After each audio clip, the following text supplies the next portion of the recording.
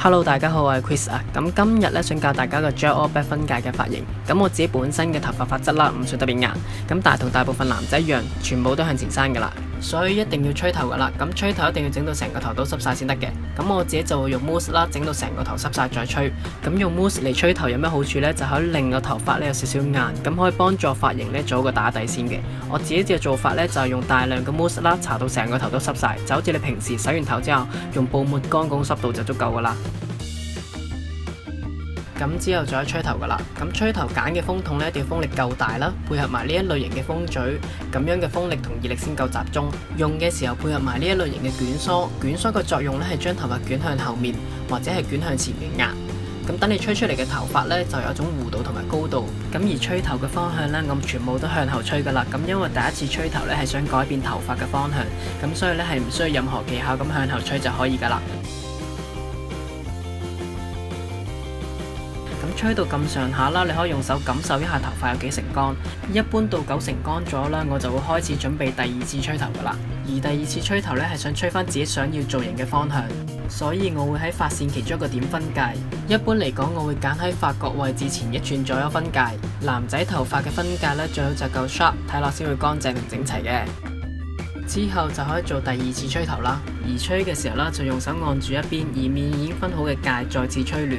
咁而吹嘅方向啦，都係向左後少少，同埋向右後少少。咁記得啦，兩邊同樣一樣壓住，唔好吹亂啦。之後就係用 gel 頭啦。咁呢一支呢係我分裝出嚟平時工作用嘅，咁原圖呢我放咗喺右上角。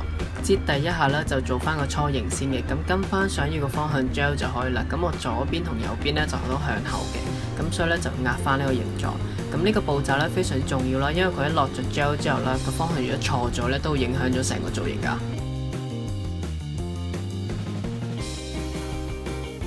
第二下就開始造型啦，咁想邊個位高啲，想邊個位貼啲呢，都喺呢個部位仔細咁做。我自己就中意整得高少少，同埋有啲層次感，咁比傳統好貼嘅油頭呢，感覺冇咁成熟。而左右兩邊呢，我都要壓到最實同最貼嘅。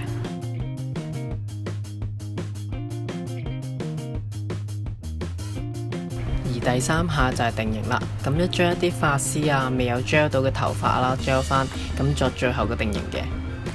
一般男仔嘅頭髮啦，都係用3下就可以搞掂噶啦，咁所以呢，就唔需要用太多嘅。男仔都唔中意自己頭髮左右兩邊彈出嚟或者太厚噶啦，咁可以咧用翻 gel 喺未乾之前咧用啲夾仔固定佢，等佢乾晒之後咧再插翻之後就 OK 噶啦。呢一支 gel 咧係我用過之中最硬最好嘅 gel 啦，咁佢咧有光澤感啦，咁非常之硬，極度持久，咁所以咧基本上 hold 18個鐘頭咧都完全冇問題嘅。咁連 hairspray 都唔使落添。不過咧光澤感咧就唔係個個都中意嘅，咁所以如果你唔中意光澤感，中意啞色啲嘅話咧，咁呢個產品就未必適合你啦。另外頭髮幼而顯得比較少頭髮嘅話咧，都唔適合用 gel 嘅喎。咁因為 gel 嘅產品咧會令頭髮比較集中，顯得更加少頭髮㗎。咁今次嘅髮型分享咧就到呢度為止啦。咁記得訂閱同 like 我哋嘅 page 啦。拜拜。